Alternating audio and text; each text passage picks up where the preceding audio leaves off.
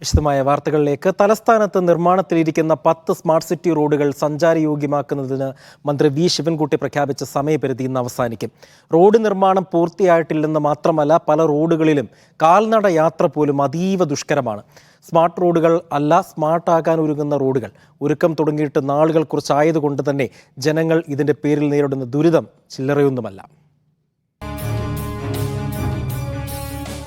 ഇതാണ് തിരുവനന്തപുരത്തെ സ്മാർട്ട് റോഡുകൾ. അല്ല, സ്മാർട്ട് ആകാൻ ഒരുങ്ങുന്ന റോഡുകൾ.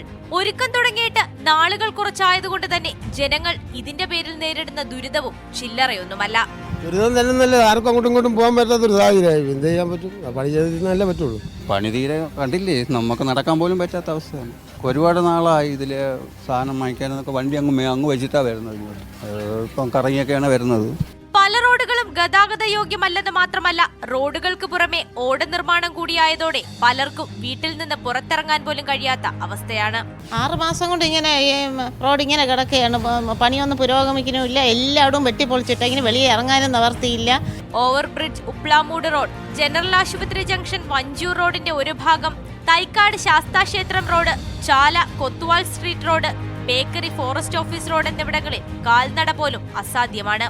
പണി പൂർത്തിയായി എന്ന് പറയുന്ന മറ്റു റോഡുകളിലാകട്ടെ ആദ്യഘട്ട ടാറിംഗ് മാത്രമാണ് പൂർത്തിയായത്. ഈ പണിയൊക്കെ എന്ന് തീരുമെന്ന കാര്യത്തിൽ അധികൃതർക്ക് യാതൊരു ധാരണയുമില്ല. അവസാനം നൽകിയ ഉറപ്പും പാഴായതോടെ സ്മാർട്ട് റോഡെന്ന തിരുവനന്തപുരംകാരുടെ ആഗ്രഹം വെറും സ്വപ്നങ്ങൾ മാത്രം ആയിരിക്കുകയാണ്. ക്യാമറ പേഴ്സൺ രാജീവിനൊപ്പം സ്വാന്തന സാജു, മീഡിയ 1, തിരുവനന്തപുരം.